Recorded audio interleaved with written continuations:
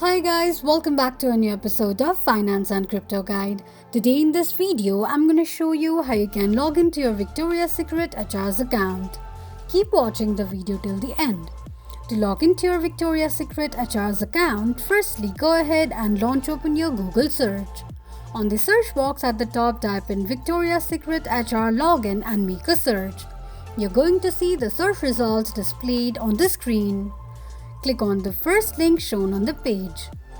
You will end up on the login page of Victoria's Secret HR's account. Enter your username and password associated with your Victoria's Secret HR's account and tap on an arrow icon.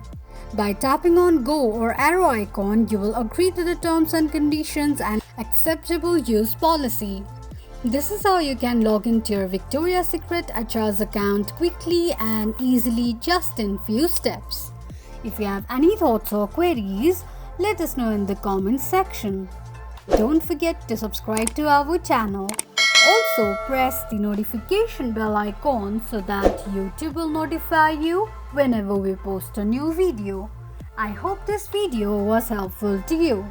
Thank you so much for watching.